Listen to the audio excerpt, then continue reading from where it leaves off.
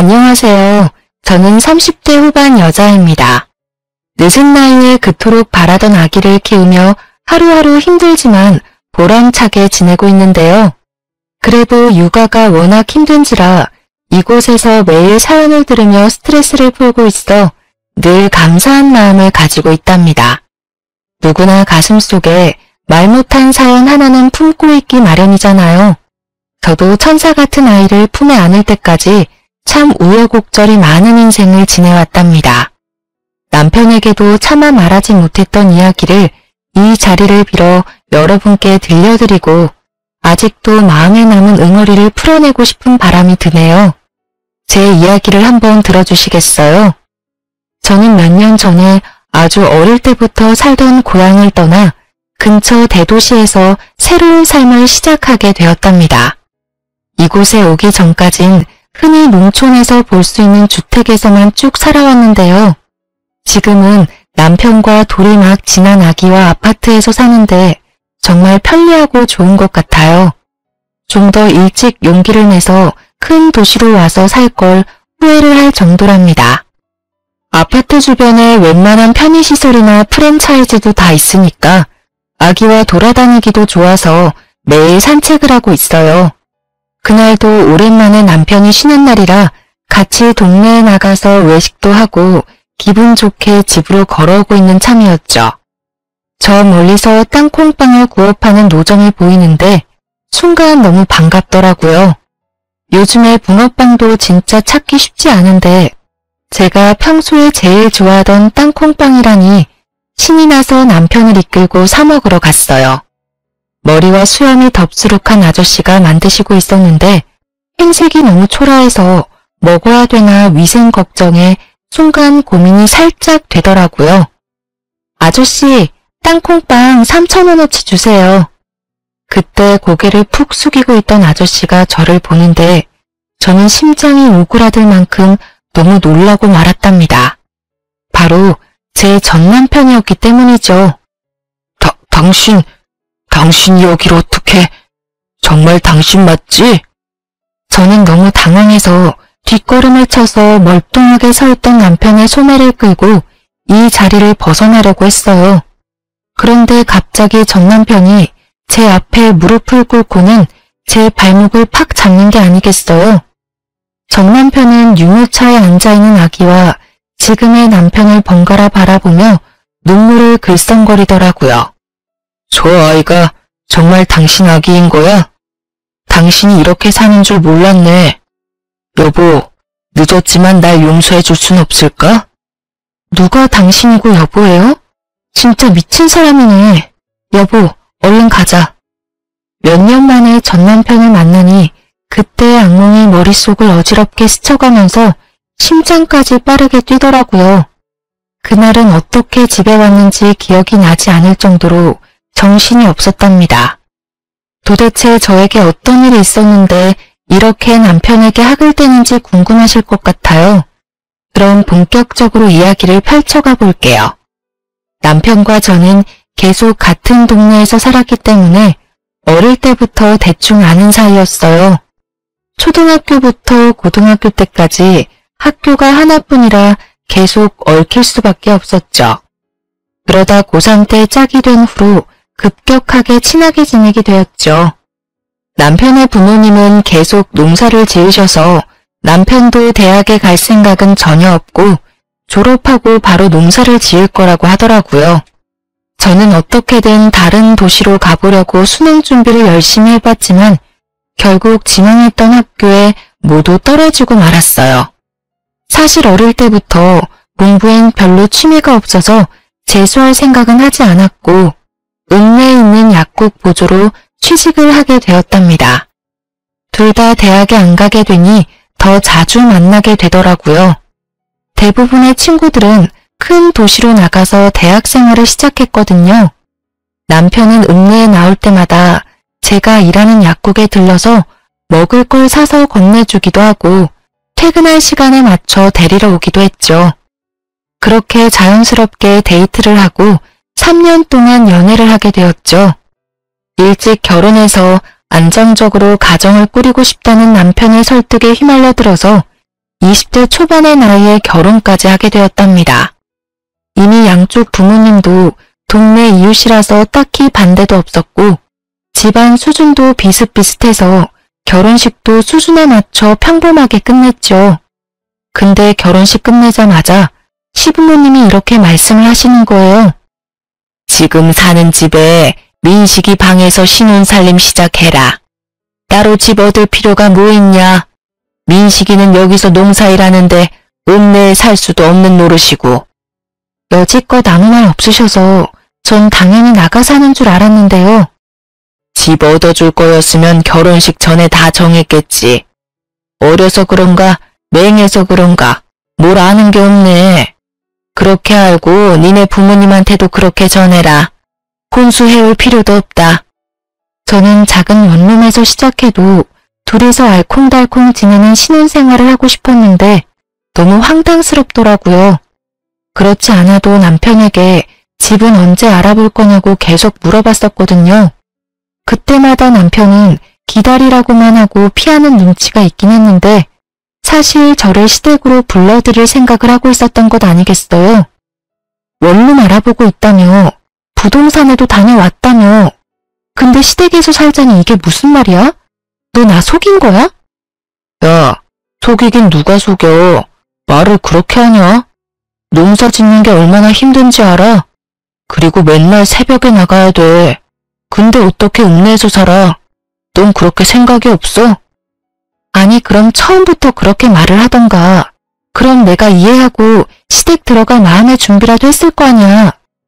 뭔 마음의 준비를 해. 어차피 니네 집에서 바로 지척으로 옮겨와서 사는 건데. 친정도 가깝고 얼마나 좋냐? 넌 복 터진 줄이나 알아. 어떻게든 둘러대는 남편을 보자니 속은 것 같고 너무 답답했지만 결혼을 물을 수도 없으니 어쩔 수 없이 시댁에 들어가 살기로 했죠. 친정 부모님도 남편이 농사를 지어야 한다고 시부모가 이미 말을 해놨는지 그냥 들어가 살라고 말을 하셨답니다. 시골은 도시랑은 분위기가 많이 다르긴 하잖아요. 어른들 말을 더욱 따라야 하고 생각 없이 그냥 해야 되는 관습도 많고요. 심지어 남편에겐 2살 어린 남동생도 있었는데 남동생 방이 바로 옆방이더라고요. 민망하고 불편했지만 이젠 가족이라는 생각을 하며 시댁 생활에 적응하려고 노력했답니다. 농사를 짓는 집이라 그런지 친정과는 분위기가 많이 다르더라고요. 친정 부모님은 읍내 시장에서 속옷 가게를 하시거든요. 그래서 저는 시골에 살아도 농사 일을 한 번도 해보질 않았어요. 친정 부모님은 집 마당에 작은 텃밭조차도 없는데 시댁은 쌀 농사에다 넓은 밭에는 진짜 다양한 채소들을 엄청 심더라고요. 제가 결혼한 첫 해에는 고추 농사를 크게 지었는데 제가 얼마나 호되게 당했는지 지금도 고춧가루라면 쳐다도 보기 싫답니다. 남편은 새벽 6시면 밭에 나가고 저는 8시에 읍내로 출근을 했는데요. 제가 출근하려고 방을 나오면 시모가 못마땅한 눈으로 쳐다보기 일쑤였어요. 지금이 한창 바쁠 땐데 저건 뭐가 중요한지도 모르고 분이나 쳐바르고 나가니 원. 어머니, 저도 나가서 일하는 거예요. 돈 버는 거라고요. 누가 들으면 놀러 가는 줄 알겠네요. 네가 말대꾸를 꼬박꼬박 할 때마다 얼마나 쥐어받고 싶은지 아냐? 네 남편은 새벽부터 나가서 고추 딴다고 허리가 부러진다. 네 남편 힘든 거 알면 1시간이라도 일찍 일어나서 도와라. 어머니, 저도 저녁까지 일하고 오면 얼마나 피곤한데요. 오자마자 저녁까지 차려야 하고요. 아버님이 아침밥 하라고 하셔서 아침밥도 차려야 되고요. 또 말대꾸. 내일부터 1시간이라도 고추 따고 읍내 나가. 알았어? 시모가 저를 노려보고 쏘아대고 방으로 확 들어가 버리는데 진짜 화가 나더라고요. 제가 일한다고 화장하고 번듯하게 옷 입는 게 못마땅한 모양인 듯 했어요.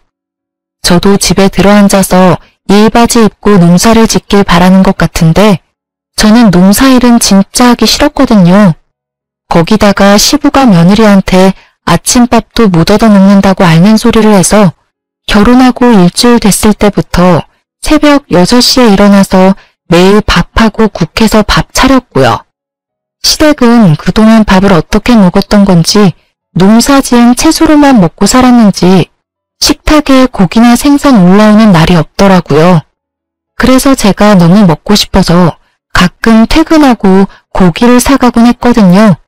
그럼 아주 시부모나 남편이나 도련님이나 걸신 들린 것처럼 고기를 먹더라고요. 그래서 종종 사갔더니 이젠 아예 일주일에 3번은 고기 사오라고 그렇게 저를 들볶는 거 있죠. 저는 퇴근해서 저녁밥 차리면 금세 밤 9시 되고 제대로 쉴 시간도 없었는데요. 시모는 제가 농사일을 안 거둔다고 매일 나가 노는 사람 취급을 하니까 너무 짜증이 났답니다. 어찌나 밭에 안 간다고 시모가 눈치를 주는지 결국 다음날부터 아침 6시에 나가서 남편을 도와 고추를 따고 회사에 출근을 했네요. 해본 적 없던 밭일을 하니 허리가 얼마나 아프고 끊어질 것 같았는지 한 달 넘게 물리치료 받으며 고생을 했답니다. 그날 저녁에도 어김없이 부랴부랴 저녁 식사 준비를 하고 가족들이 다 둘러앉아 먹기 시작했죠. 오늘은 고기 없어요? 어제도 없더니만. 형수, 오늘 돼지고기 좀 사오지. 맨 다 풀밭이네. 그래, 넌 맨날 돈 번다고 읍내 나가서는 고기 한 근을 못 사오니? 네 남편도 밭일하는데 얼마나 힘을 쓰는데. 네, 내일은 사올게요. 오늘 늦게 퇴근해서 마을버스 놓칠까봐 그랬어요. 남편한테 듣기론 제가 시집 오기 전까지만 해도 돼지고기도 한 달에 한 번 먹었다던데 이젠 시모며 도련님이며 이틀이 멀다 하고 고기 타령을 해대니 황당하더라고요. 제 월급의 절반은 고기 사는데 돈을 다 썼을 정도였으니까요. 저는 그렇게 쳇바퀴 도는 생활을 이어나갔고 어느새 세월은 흘러 결혼한 지 7년 차가 되어가고 있었죠. 지금도 이때만 생각하면 그 지옥 같던 시간을 어떻게 견뎠나 싶어요. 결혼한 지 1년쯤 지났을 무렵부터 시부는 손주 타령을 하기 시작했죠. 시모도 아들만 둘을 낳아서 시부 집안에서 그걸로 대접을 좀 받은 모양이더라고요. 결혼 2년 차까지는 어떻게 해야 아들을 낳을 수 있다느니 그런 얘기를 엄청 자주 들었는데요. 3년이 지나도 아기가 생기지 않자 시부모는 눈에 띄게 저를 구박하기 시작했답니다. 아침에 일어나자마자 시모가 뭐라고 물어봤는지 아시나요? 오늘은 소식 없냐? 노력은 하고 있는 거 맞아? 도대체 손주는 언제 안겨줄 거야? 나이도 어린데 왜 도대체 애가 안 들어서는 거야? 이 소리를 매일 아침 7년 가까이 들으니 진짜 사람이 미칠 것 같더라고요. 저라는 사람은 없어지고 시댁에서 저는 손주를 낳아야 하는데 하자가 있어 낳아주지 못하는 존재가 되어 있었죠. 시부모 지인의 손주라도 보고 오는 날이면 아주 난리가 날 정도로 저를 못살게 굴었어요. 그 옆편네 며느리는 나이가 39이라더라. 39에도 애를 낳았는데 도대체 넌 무슨 하자가 있길래 애가 안 들어서냐고. 그릇을 바닥에 던지는 건 예사였고 언젠가는 너무 화가 난다면서 제 뒤통수를 때린 적도 있었어요. 그때 시모에게 한마디라도 하며 대들었어야 하는데 그때 저는 너무 위축이 되고 그냥 맞고만 있었네요. 시부모는 친정 부모님도 점점 막대하기 시작했어요. 친정이 지척인데도 저를 친정에 보내주지도 않았고 심지어 명절에도 음식하느라 집에 가보지도 못했답니다. 시모는 우연히 친정엄마를 길에서 보기라도 하면 큰 소리로 막말을 하기도 했다고 해요.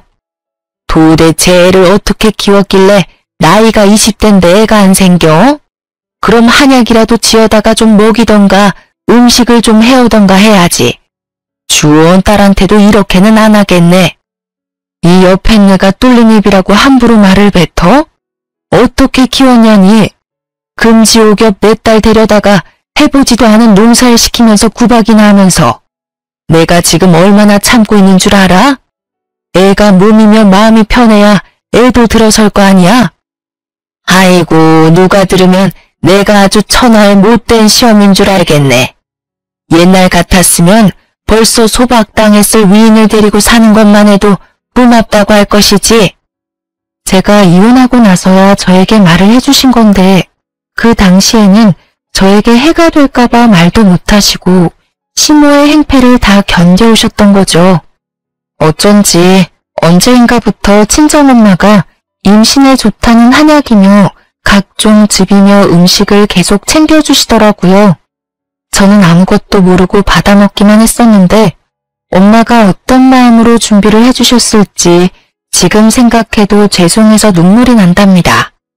남편은 딱히 말하지는 않았지만 같이 길을 걸어가다가 아기라도 보이면 한참을 뚫어지게 바라보기도 하고 슬그머니 웃음을 짓기도 했어요. 그 모습을 보고 있으면 가슴이 철렁하고 내려앉기 일쑤였답니다. 20대 초반의 어린 나이에 결혼을 했으니 사실 언젠가는 아기가 생길 거라 생각하고 여유롭게 생각했던 것도 있었는데요. 30대가 넘어가니까 점점 초조해지기 시작했어요. 난임에 대해 여러 가지 알아보다가 병원에 가서 제대로 검사를 받아봐야겠다고 생각했죠. 우리 병원에 가서 둘 다 검사 좀 받아보고 시험관 같은 거 해보면 어떨까? 그럼 큰 병원에 가야 되는데 여기서 그 먼 데를 어떻게 다니냐? 그리고 시험관 하면 돈 엄청 드는 거 아니야? 나라에서 지원받을 수도 있어. 내가 알아볼게. 일단 병원 한번 가보자. 지금 한창 바쁠 땐데 거길 어떻게 다니냐? 한번 가고 마는 게 아니고 계속 가야 되잖아. 아, 그리고 뭘 그렇게까지 해. 생기면 생기고 아니면 아닌 거지. 당신은 어머님이 날 얼마나 구박하는지 몰라? 나 혼자 꾹꾹 참으니까 내가 지금 괜찮은 것 같아? 당신이 얼마나 모른 척을 하면 내가 아예 당신한테 하소연도 안 해. 내가 나만 위해서 병원 가보자고 해? 당신도 아기 원하잖아. 길에서 애들만 보면 눈도 못 떼는 거 내가 모르는 것 같아? 내가 임신하냐? 네가 못 갖는 걸 가지고 왜 나한테 난리야? 암튼 지금은 못 가니까 겨울에 좀 한가해지면 가든가 말든가 알아서 해. 남편은 성질을 내며 대화를 끝내버리더라고요. 저는 그 후로도 계속 남편에게 병원에 가자고 얘기해봤지만 남편은 미루기만 할 뿐이었죠. 임신하지 못해서 하루하루 속이 말라 비틀어지는 제 마음은 알아주지도 않고 점점 더 저를 무심하게 대해가더라고요. 친구에서 연인이 되어 오랜 기간을 사귀면서 우리 둘 사이에는 누구도 끼어들지 못할 친밀함이 있다고 늘 생각해 왔었거든요. 서로만 아는 비밀도 많고 공유한 추억도 어마어마하니까요. 하지만 결혼 생활은 정말 현실이었고 어느새 남편은 저와 대화도 피하고 집에선 핸드폰만 들여다보고 잠드는 날이 대부분이었답니다. 남편과 사이도 좋지 않은데 왜 아기를 가지려고 혼자 고군분투하고 있는지 점점 회의감이 들기 시작했죠. 시모의 구박과 늘 못마땅한 눈초리에서 벗어나서 하루라도 이 집을 떠나고 싶다는 마음이 점점 강해져만 갔답니다. 그러던 어느 날 도련님이 대형 사고를 치고 집에 들어왔더군요. 베트남으로 여행을 간다고 하더니 글쎄 거기서 결혼을 해서 신부를 떡하니 데려온 게 아니겠어요. 시부모를 비롯해 저와 남편 모두 너무 놀라서 기절할 뻔했답니다. 야 이놈의 자식아, 결혼이 무슨 애들 장난이야? 벌써 혼인신고까지 했단 말이야? 이를 어쩌면 좋아? 요즘엔 국제결혼이 대세야. 제대로 된 한국 여자가 이 시골로 들어와서 나랑 결혼을 하겠어? 어차피 40 넘어도 못해. 어리고 이쁘고 말도 잘 듣고 얼마나 좋아? 우리 마누라 이제 22살이야. 내가 먼저 손주 안겨드릴게. 손주? 아유, 그러면 되겠네. 어차피 쟤는 글렀으니까 우리 둘째 며느리한테 손주 욕심 좀 부려보자. 자자, 이쪽으로 들어와라. 저는 그렇게 어린 티가 나는 베트남 출신 동서까지 한 집에서 지내며 또 갖은 고생을 더하기 시작했답니다. 마치 제가 막 시집 왔을 때의 모습을 보는 것 같아서 저 나름대로 배려도 하고 최대한 도와주려고 생각을 하고 있었는데요. 며칠이 지났을 때부터 그건 저의 기우였다는 걸 알게 되었죠. 동서는 한국말을 아예 못하는 건 아니고 기본적인 건 말을 할 수가 있었는데 시모에게 어찌나 애교를 부리는지 시모가 솔솔 녹는 게 보일 정도였어요. 그리고 눈치가 빨라서 바로 집안이 어떻게 돌아가는지 파악을 끝낸 모양이더라고요. 제가 아기를 못 가져서 구박을 받는다는 걸 알아보고 시모에게 말끝마다 이렇게 말하더군요. 엄마, 나 이건 못해. 나 졸리다. 건강해야 아기 가진다. 그래. 들어가서 좀 쉬어라. 이건 첫째가 하면 되니까 너는 얼른 손주 안겨줄 생각만 해. 들어가라. 집에 처음 들어왔을 때는 제가 밥을 하고 있으면 옆에서 서성거리며 돕는 신용이라도 했었는데요. 몇 주 지나고 나서는 시모가 뭐만 시키면 못한다고 하면서 저를 빤히 보는 게 아니겠어요? 진짜 하는 짓이 어이가 없어서 헛웃음만 나왔답니다. 엄마, 나 청소 힘들다. 배가 아파요. 그래? 배가 왜 아파? 그럼 좀 앉아있어. 야, 네가 마당 좀 쓸어. 저는 또 바보같이 대신 빗자루를 들고 마당을 쓸었죠. 도대체 그땐 왜 그랬는지 지금도 이해가 가지 않아요. 시모 옆에 딱 붙어 앉아서는 사과를 씹어 먹으며 청소를 하는 제 모습을 무표정으로 지켜보던 동서의 얼굴이 떠오르네요. 갓 시집온 동서에게까지 이런 푸대접을 받으니 더는 참을 수가 없이 화가 났죠. 저는 남편에게 하소연을 했지만 남편은 듣는 척도 하지 않았어요. 이제 하다하다 22살 동서한테까지 내가 구박을 받아야 돼?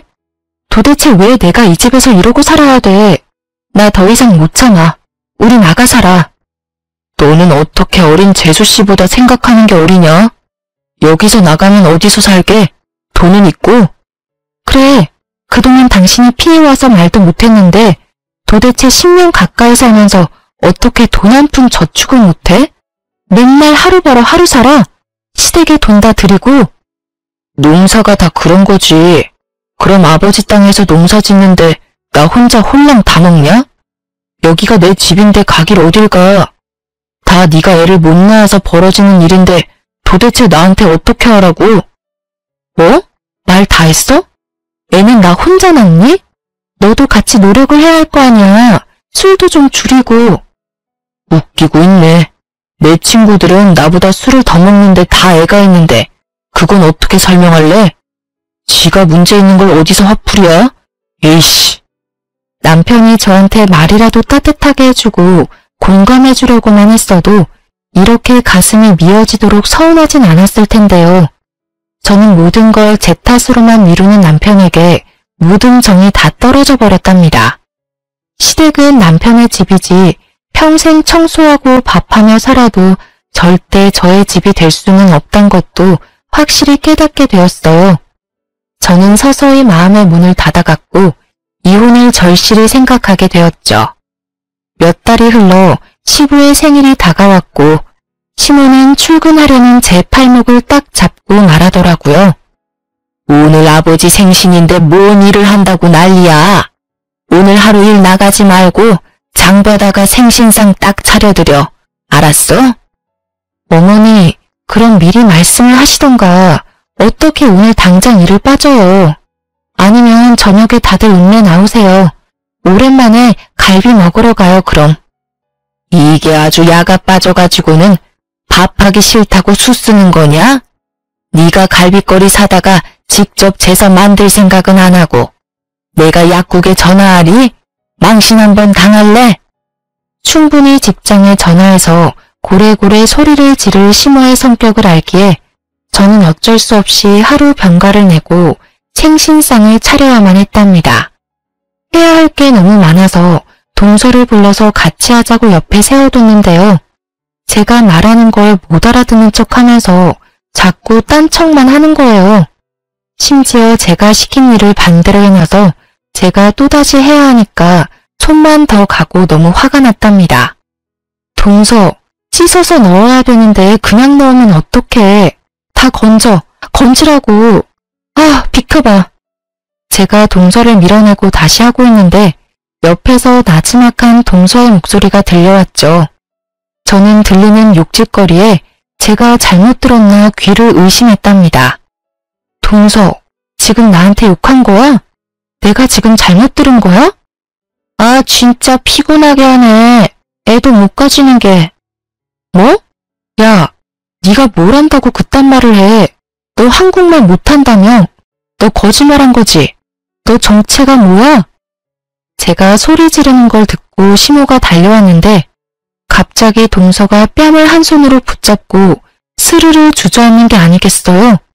그러면서 동서가 엉엉 울기 시작하는데 진짜 황당해서 말도 안 나오더라고요.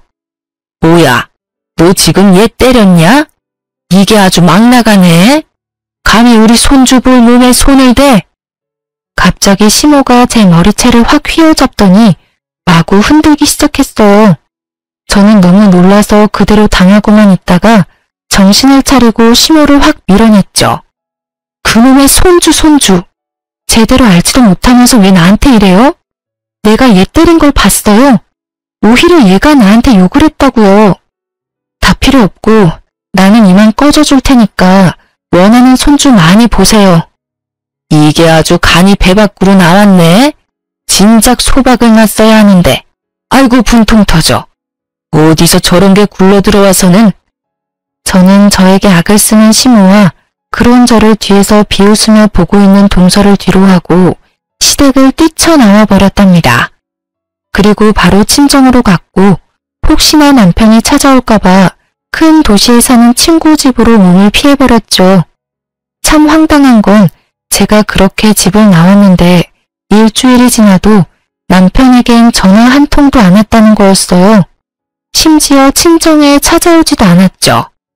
친정 부모님도 분해하시면서 당장 시댁으로 쳐들어가겠다고 하시는 걸 제가 간신히 말릴 정도였어요. 그렇게 일주일이 더 지나고 저는 친구 집에서 나와 친정으로 돌아갔어요. 제가 온 걸 어떻게 알았는지 시모가 친정집으로 찾아왔더라고요. 너 우리 아들한테서 당장 떨어져. 며느리라는 게 집 뛰쳐나가고 누구한테 배운 짓거리야? 이참에 아주 잘 됐어. 우리 며느리가 아주 잘 아는 동생 소개시켜준단다. 우리 아들도 어린 여자 만나서 자식도 낳고 살게 당장 이혼해. 어머니한테 들었던 얘기 중에 가장 반가운 소리네요. 바로 이혼할 테니까 다신 우리 집 근처에 발길도 들이지 말아요. 알았어요? 저는 이미 이혼을 생각하고 있었기에 오히려 이렇게 시모가 헤어지라고 하니 고마운 마음이 들 정도였죠. 그리곤 마치 짠 것처럼 남편의 전화가 걸려오더라고요. 다음날 커피숍에서 남편을 만나게 되었답니다. 우리 그만하자. 이혼하고 너도 너대로 편하게 살고 나도 이제 그만 시달리고 싶다. 너 때문에 집안 조용할 날이 없다. 누가 들으면 내가 큰 잘못이라도 한 줄 알겠네. 나야말로 그 지옥 같은 집구석에서 해방시켜줘서 고마울 정도네. 세장가 간다며? 어디 한번 얼마나 잘 사는지 보자. 저는 남편의 얼굴에 제 도장을 찍어둔 이혼 서류를 던져버리고 커피숍을 나왔답니다.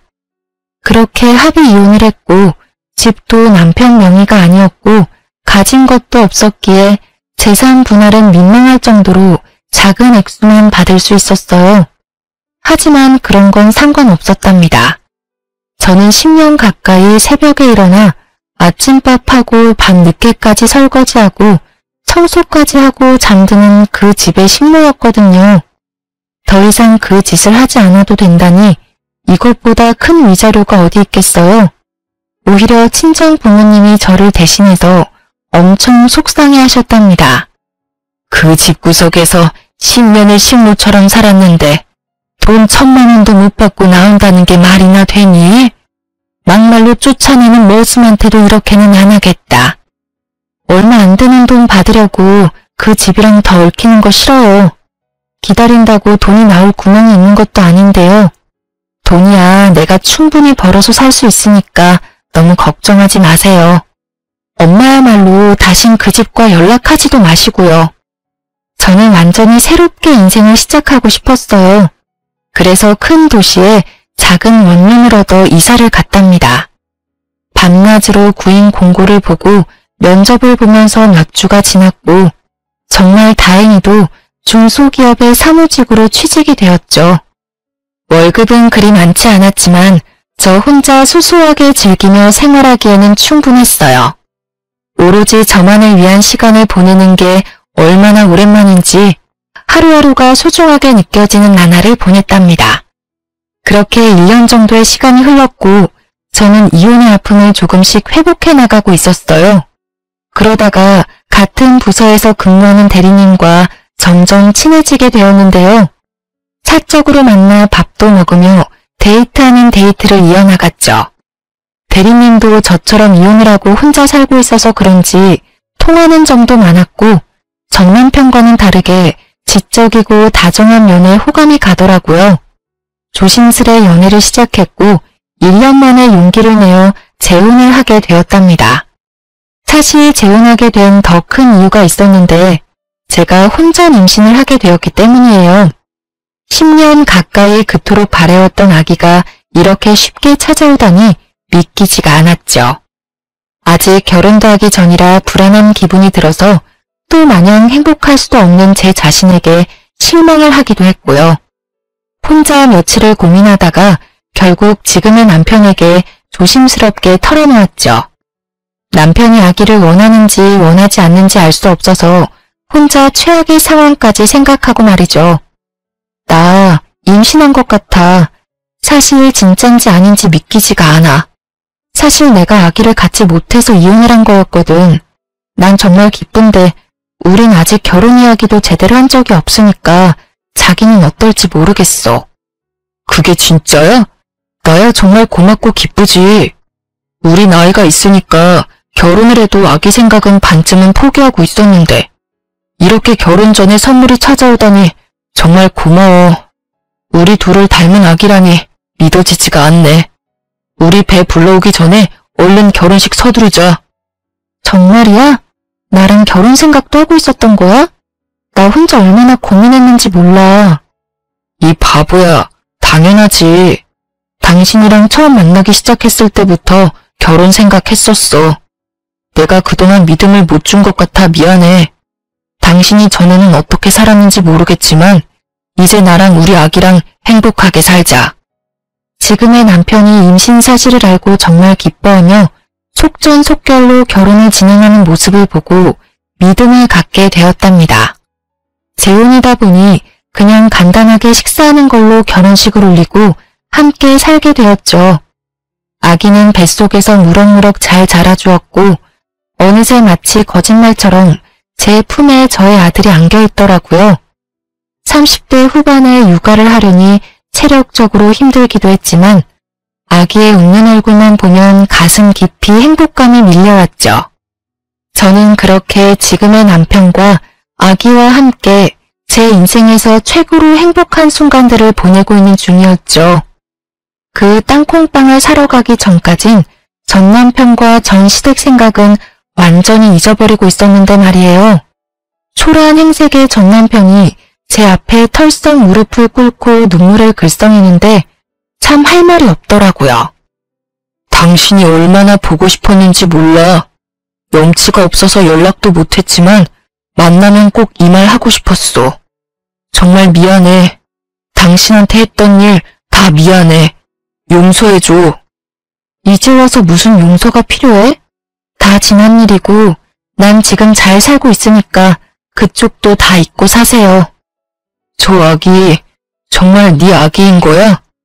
정말 잘됐다. 나에게 다시 돌아올 수는 없겠지? 참나, 혼자 아침 드라마 찍으세요? 무슨 말도 안 되는 소리를. 저리 비켜. 남편이 흑흑거리며 울자 기둥에 손이 묶여있던 늙은 여자가 남편 쪽으로 서서히 다가왔어요. 저는 그 모습을 보고 너무 놀라서 뒤로 자빠질 뻔했답니다. 그토록 저를 괴롭혔던 시모였거든요. 시모는 머리가 산발이고 눈은 이상하게 초점이 없더라고요. 그러다가 유모차에 있는 아기를 보더니 눈빛이 반짝 광채가 나는 게 아니겠어요. 내 손주, 내 손주가 여기 있었구나. 네가 내 손주를 훔쳐갔어. 내 손주!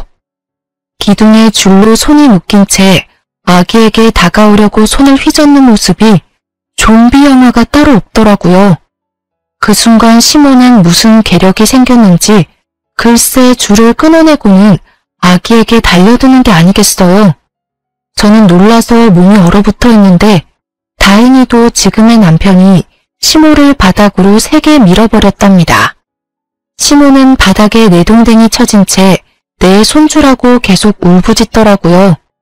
그 모습을 보는데 어찌나 오싹한지 저는 서둘러 남편 팔을 잡아 끌고 도망쳐버렸답니다. 우리를 뒤쫓아오려는 시모를 잡고 저를 멀거니 보고 있는 전 남편의 모습을 마지막으로 보았네요. 그 후로 며칠이 지났고 저는 일부러 전 남편을 본 쪽을 피해서 다녔답니다. 혹시나 다른 곳에서 마주치진 않을지 겁도 나더라고요. 결국 친정엄마에게 전화를 걸어 마주친 이야기를 털어놓았죠. 친정 부모님은 계속 같은 동네에 살았기에 싫던 좋던 시댁의 사정을 전해드릴 수밖에 없었는데요. 저한텐 지금까지 아무 말도 해주시지 않았던 거예요. 제가 조심스레 물어보자 이제야 엄청난 이야기를 전해주시더라고요. 저와 이혼을 한 뒤에 남편은 한 달 만에 재혼을 했다고 해요. 베트남 동서가 친한 동생이라면서 소개시켜줬다는데 이미 한국에 살고 있어서 속전속결로 결혼식도 안 올리고 혼인신고만 하고 살게 된 거죠. 심지어 그 여자는 20살이었다고 하더라고요. 그런데 1년이 지나도 2명의 베트남 여자에게선 임신 소식이 들리지 않았고 시모는 점점 그 둘을 구박하기 시작했죠. 남편과 결혼한 여자가 시모한테 자기는 아무 이상이 없다면서 병원에 가서 확인을 해보자고 악을 쓰며 대들었다고 해요. 그래서 남편도 큰 마음을 먹고 병원에 가서 검사를 해봤고 결과는 정말 충격적이었죠. 남편이 바로 무정자증이었던 거예요. 그것도 모르고 10년 동안 그 모진 구박을 참으며 버텼던 제가 얼마나 바보 같았던지요. 전 남편 멱살이라도 끌고 검사를 하러 갔어야 했는데 말이에요. 지금 생각해보면 만약 그때 알았다고 해도 이혼이라는 결과는 똑같았을 것 같긴 하지만요. 남편은 검사 결과를 믿지 못해서 다른 병원에서도 해봤는데 같은 결과가 나오자 농사일까지 다 접고 술만 마시면서 집에 틀어박혀 있기 시작했답니다.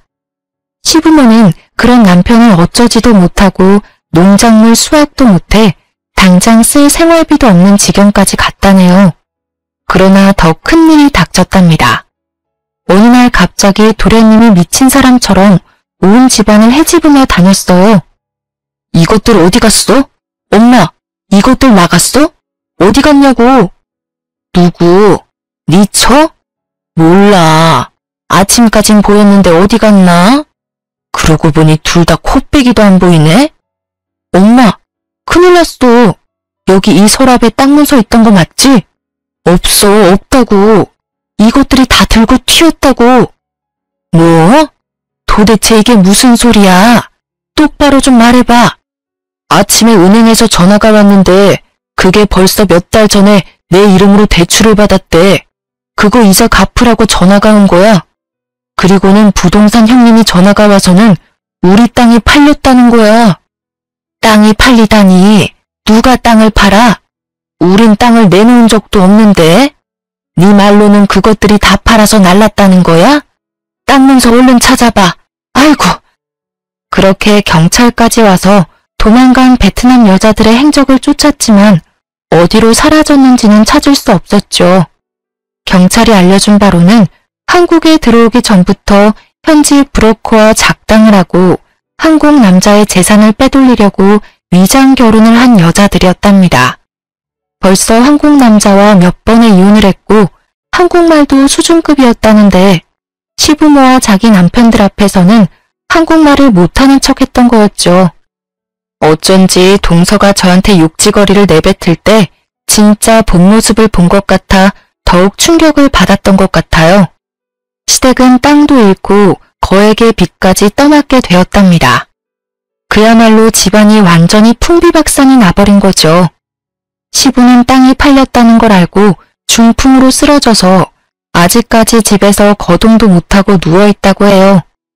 도련님은 누워만 있는 시부를 간호하다가 못 견디겠다면서 집을 나가서 연락두절이 되었고요. 시모 역시 큰 충격을 받아서 전부터 조금씩 알아왔던 치매가 더욱 심해지게 되었다네요. 시모는 제정신이 돌아올 때마다 전 남편을 붙잡고 제 얘기를 하며 가슴을 치며 울었다고 해요. 야야, 우리 첫째는 어디 갔니? 읍내 고기 사러 갔나? 요즘 들어 통 보이질 않는다. 무슨 소리야, 엄마가 내쫓아놓고는 이제 와서. 이게 다 엄마 때문이야. 그놈의 손주가 뭐라고 그렇게 구박을 해대더니. 아니 그럼 걔가 집을 나갔단 말이야? 앞장서라.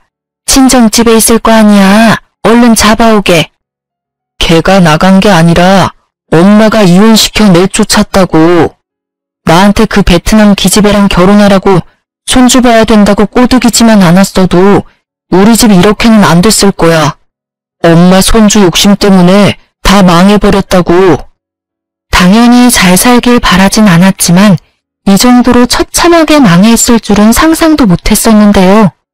시모가 손주 욕심을 부리다가 벌어진 일이라 자업자득이라고 밖에 할 수 없을 것 같네요. 당장 먹을 쌀도 없는 지경에 이르자 전 남편이 정신을 차려야겠다고 생각을 했나 보더라고요. 친구들에게 돈을 빌려다가 땅콩빵 장사를 시작하게 된 거였고요. 집에는 이미 시부가 누워있고 정신이 나간 시모를 집에 같이 둘 수가 없어서 장사하는 곳마다 어쩔 수 없이 데리고 다녔다는데요. 시모는 치매가 걸렸어도 손주는 포기를 못했는지 길에서 아기만 보면 내 손주라고 악을 쓰며 빼앗아 가려고 했다고 해요. 아기 엄마들은 도둑년이라고 때리려고도 해서 벌써 경찰서에도 몇 번이나 다녀왔었다네요. 그래서 결국 전 남편이 시모가 움직일 수 없도록 묶어두고 장사를 하게 되었던 거죠. 내가 다시는 그 집구석 얘기는 너한테 하지 않으려고 했다.